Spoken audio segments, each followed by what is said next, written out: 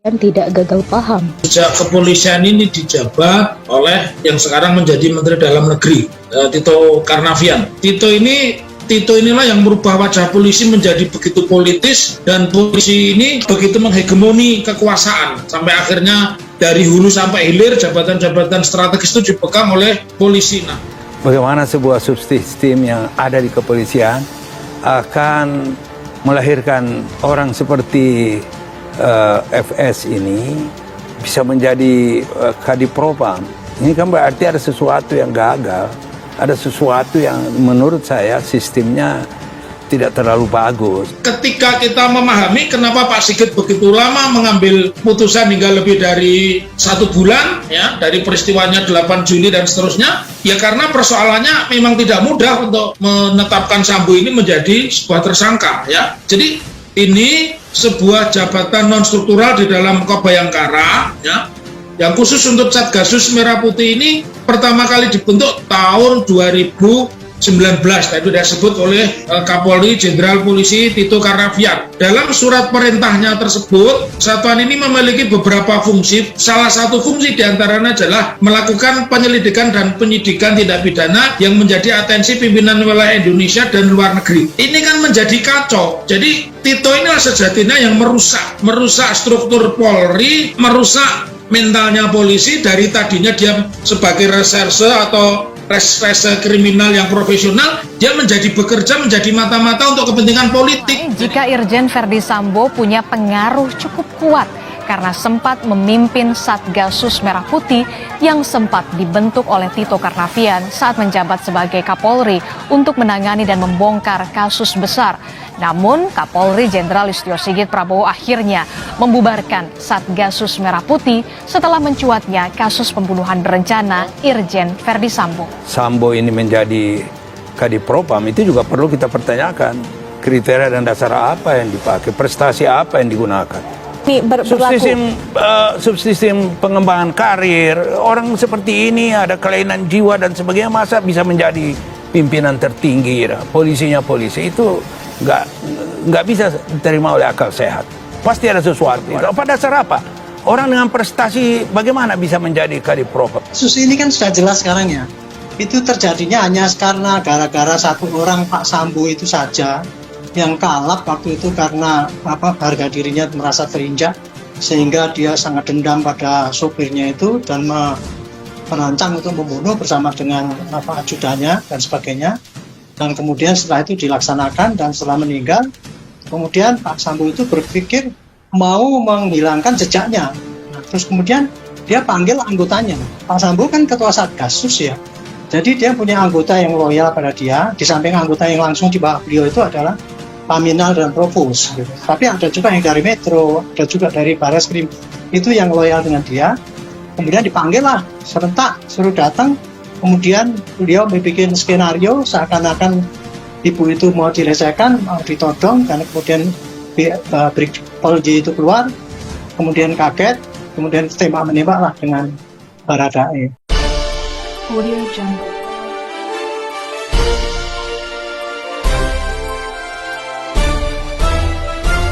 Audio Jungle.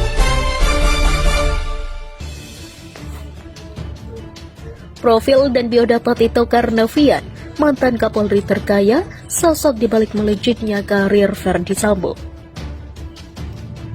Karir Irjen Verdi Sambo bisa dibilang melejit sangat cepat sebelum akhirnya terlibat dalam dugaan kasus penembakan Brigadir J. Ada beberapa sosok jenderal besar yang membantu Verdi Sambo naik dengan cepat dalam karirnya sebagai polisi.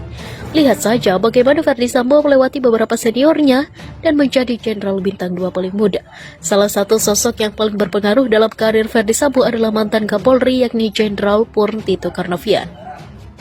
Verdi Sambo berdinas di bawah komando Kapolda Metro Jaya Irjen Tito Karnavian. Dia bersama di Treskrimum Polda Metro Jaya waktu itu, yakni Kombes Krisna Murti, kerap mendapat sorotan media. Dalam perjalanannya, Sambo mampu melampau ex-atasannya tersebut yang masih bintang 1 hingga sekarang. Saat ini Krisna Murti masih berpangkat Brigjen atau bintang 1.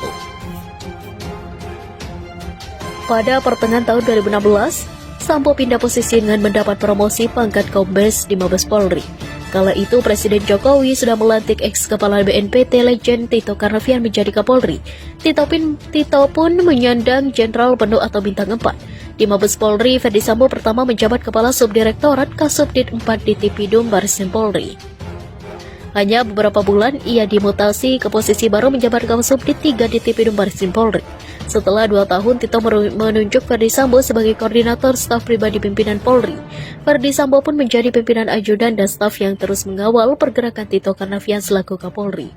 Ketika Presiden Joko Widodo memanggil Tito Karnavian untuk menjadi Menteri ke Istana pada 21 Oktober 2019. Ferdi Sambo terlihat ikut mendampingi bersama Kadif Humas Polri Irjen M. Iqbal. Ferdi Sambo memang terlihat dimanapun Tito Karnavian berada. Ketika akhirnya Tito masuk kabinet, kemudian keduanya berpisah. Sepertinya Tito Karnavian sudah menempatkan orang kepercayaannya itu untuk naik bintang. Tito Karnavian juga sukses menitipkan Sambo kepada penerusnya. Terbukti, usai Tito Karnavian menyerahkan jabatan Kapolri kepada Idam Aziz. Dalam mutasi beberapa hari berikutnya, Ferdi Sambo digeser menjadi Dirtipidum Bareskrim Polri dan mendapat pangkat Brigjen. Setahun berselang, Ferdi Sambo kembali mendapat promosi menjadi Kadif Propam Polri dengan pangkat Irjen. Ferdi Sambo menjadi lulusan Akpol 1994 paling moncer saat ini. Sayang, karirnya harus tamat karena kasus Brigadir J, mantan Kapolri terkaya. Selain menjadi Kapolri yang paling muda, Tito Karnavian juga disebut-sebut sebagai Kapolri yang paling kaya dari semua Kapolri sebelumnya. Tito Karnavian merupakan kepala di Kepolisian Republik Indonesia ke-23 yang menjabat sejak 13 Juli 2016. Tito Karnavian merupakan Kepala Kepolisian Republik Indonesia ke-23 yang menjabat sejak 13 Juli 2016. Saat ini, ia menjabat sebagai Menteri Dalam Negeri Indonesia sejak tanggal 23 Oktober 2019 dalam Kabinet Indonesia Maju di bawah pemerintahan Joko Widodo. Tito Karnavian disebutkan KPK dalam laporan 30 Juni 2015 memiliki aset berupa tanah dan bangunan senilai 11,2 miliar. Angka ini merupakan akumulasi sejumlah properti yang tersebar di Palembang, Tangerang, Jakarta, bahkan di Singapura. Terkhusus aset di Singapura, ia diketahui menguasai bangunan seluas 120 m kubik yang berasal dari hasil sendiri. Perolehan tahun 2018 dengan encok Rp 3 miliar. Lalu Tito Karnavian juga disebutkan memiliki harta bergerak lain 160 juta, serta giro dan setara kas 1,8 miliar. Total harta yang diperoleh 13,2 miliar. Namun Tito Karnavian juga mempunyai kewajiban membayar hutang sekitar 2,99 miliar yang terdiri atas utang pinjaman barang 2,91 miliar dan utang kartu kredit 76 juta.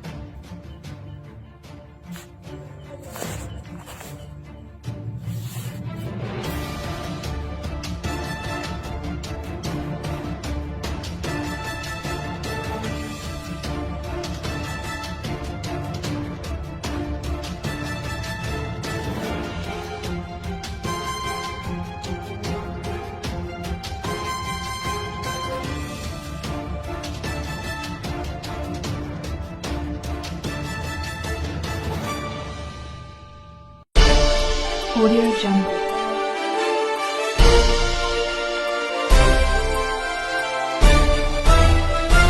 Audio Jungle.